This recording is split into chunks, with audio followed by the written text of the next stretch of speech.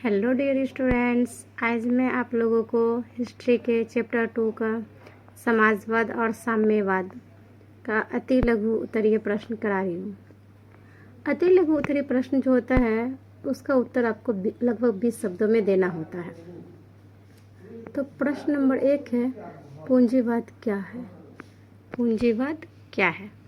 तो इस प्रश्न का उत्तर होगा, पूंजीवाद एक ऐसी अर्थव्यवस्था है। पूंजीवाद एक ऐसी अर्थव्यवस्था है जिसके तहत उत्पादन के सभी साधनों पर पूंजीपतियों का अधिकार रहता है।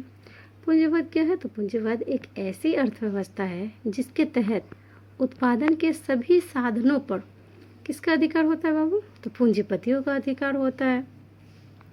वे ही कारखाने लगाते और उत्पादन करते हैं। वे ही क्या करते हैं? कारखाने लगाते हैं और उत्पादन करते हैं। इस अर्थव्यवस्था में पूंजीपति को लाभ होता है। तो पूंजीपति का ही सब कुछ है। पूंजीपति ही उत्पादन करते हैं, पूंजीपति ही क्या करते हैं? कारखाने लगाते हैं, हर एक चीज़ पूंजीपति करते हैं। पूंजीपति का ही अधिकार सभी साधनों पर होता है। तो लाभ किसको मिलेगा? पूंजीपति को ही मिलेगा। तो पूंजीवाद समझ में आया बच्चों कि पूंजीवाद एक ऐसी अर्थव्यवस्था है जिसके तहत उत्पादन के सभी साधनों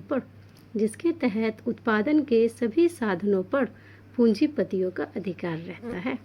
वे ही कारखाने लगाते और उत्पादन करते हैं। वे ही क्या करते हैं? कारखाने लगाते और उत्पादन करते हैं। इस अर्थव्यवस्था में पूंजीपति को लाभ होता है। चलते हैं अब नेक्स्ट प्रश्न की तरफ।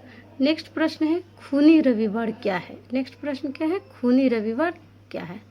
तो खूनी रविवार के बारे में पढ़ेंगे। खूनी रविवार क्या है?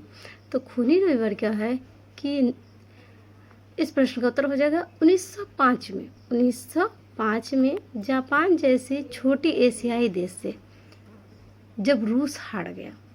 रूस एक बड़ा देश माना जाता है और वो जापान जैसे छोटे देश से क्या हो गया था? हार गया था। कब की बात है? 1905 ईस्वी में। तो 1905 में जापान जैसे छोटे एशियाई देश से जब रूस हार गया तो वहाँ क्रांति हो गई थी। 9 जनवरी 1905 को लोग रोटी दो के नारे के साथ राजमहल की ओर प्रदर्शन करते बढ़ने लगे। रोटी दो का नारा कब दिया गया? 9 जनवरी 1905 ईस्वी को। तो लोग रोटी दो का नारा देते हुए कहाँ जा रहे थे? तो राजमहल की ओर प्रदर्शन करते हुए जा रहे थे। 9 जनवरी 1905 को लोग रोटी दो के नारे के साथ राजमहल की ओर प्रदर्शन करते बढ़ने लगे थे। सेना ने इन निहत्तों पर गोलियां चलानी शुरू कर दी। सेना ने क्या किया? इन निहत्तों पर गोलियां चलानी शुरू कर दी। निहत्थे क्यों बोला गया है इनको? क्योंकि इनके पास कोई भी हथियार नहीं था, सिर्फ यह रोटी दो के नारे दे रहे थे और राजमहल की ओर बढ़ रहे थे। तो निहत्थे थे, बेचारे के पास कोई भी हथियार नहीं था, लेकिन सेना के पास तो हथियार था, बंदूकें थी, लाठियाँ थी। तो सेना ने इन निहत्थों पर गोलियां चलानी शुरू कर दी। बहुत सारे लोग, जिनमें स्त्रियाँ और बच्चे भी थे, मारे गए। बहुत सारे लोग मारे गए, यहाँ तक स्त्रियाँ और बच्चे भी मारे गए। वह रविवार का दिन था। कौन सा दिन था? रविवार का। तब से उस तिथि का रविवार खूनी रविवार कहलाने लगा। तो खूनी रविवार बच्चों समझ में आया? तब की बात है 1905 की। 1905 में जापान जैसे छोटे एशियाई देश से कौन हार गया था? रूस हार गया। तो वहाँ क्या हो गई? क्रांति हो गई। क्रांति हो गई वहाँ। 9 जनवरी 1905 को लोग रोटी दो के नारे के साथ राजमहल की ओर प्रदर्शन करते बढ़ने लगे। 9 जनवरी 1905 को लोग रोटी दो के नारे के साथ राजमहल की ओर प्रदर्शन करते बढ़ने लगे। सेना ने इन निहत्थों पर गोलियां चलानी शुरू कर दी। सेना ने क्या किया? इन निहत्थों पर गोलियां चलानी शुरू कर दी। बहुत सारे लोग, जिसमें स्त्रियाँ और बच्चे भी थे, मारे गए। वह रविवार का दिन था। तब से उस तिथि का रविवार खूनी रविवार कहलाने लगा। आते हैं नेक्स्ट प्रश्न की तरफ। नेक्स्ट प्रश्न है हमारा, अक्टूबर क्रांति क्या है? अक्टूबर क्रांति क्या है? तो अक्टूबर क्रांति क्या है? तो इस प्रश्न का उत्तर होगा 7 नवंबर 1917 ईस्वी को। 7 नवंबर 1917 ईस्वी को बोल्शेविकों ने केरेंस्की सरकार का तख्ता पलट दिया। कब की बात है? सबसे पहले तो ये पूछा जा सकता है आपको ऑब्जेक्टिव के रूप में कि अक्टूबर क्रांति कब हुई थी? तो 7 नवंबर 1917 ईस्वी को। अक्टूबर क्रांति को और किस नाम से जाना जाता है? तो बोल्शेविक क्रांति के नाम से जाना जाता है। 7 नवंबर 1917 को बोल्शेविकों ने किसकी सरकार को पलट दिया था? तो केरेंस्की की सरकार को। 7 नवंबर 1917 ईस्वी को बोल्शेविकों ने केरेंस्की सरकार का तख्ता पलट दिया और रूस पर अधिकार जमा लिया। रूस पे अपना क्या कर लिया, अधिकार जमा लिया।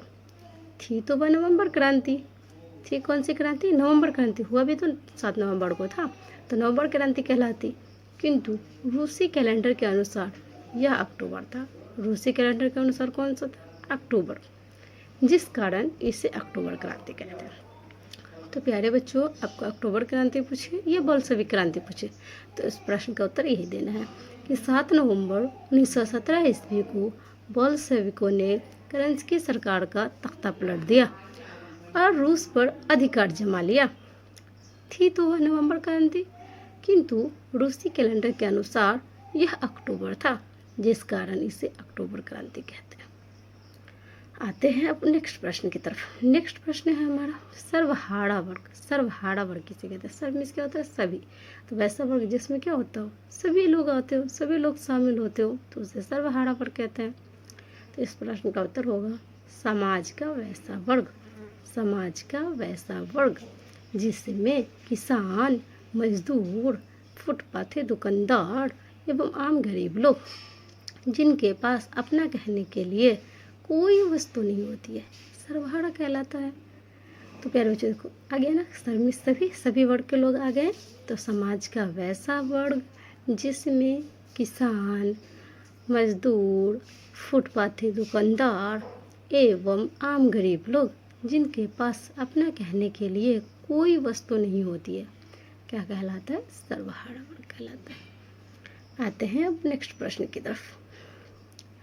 क्रांति के पूर्व मतलब क्रांति के पहले रूसी किसानों की स्थिति कैसी थी। क्रांति के पूर्व रूसी किसानों की स्थिति कैसी थी।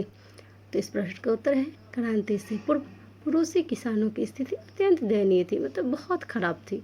उनके खेत बहुत छोटे छोटे थे, जिन पर वे पारंपरिक ढंग से खेती करते थे। उनके पास पूंजी की कमी थी, पैसे की कमी थी, वे करों के बोझ से दबे रहते थे। क्रांति से पूर्व किसानों की स्थिति कैसी थी, तो दयनीय थी, बहुत बुरी थी। उनके पास खेत जो थे वो बहुत छोटे छोटे थे, जिन पे वो पारंपरिक ढंग से क्या करते थे, खेती करते थे। उनके पास पूंजी की, पैसे की कमी थी, वे करों के बोझ से दबे रहते थे, हमेशा कर्ज में डूबे रहते थे बेचारे। तो क्रांति से पहले किसानों की स्थिति क्या थी, अत्यंत दयनीय थी।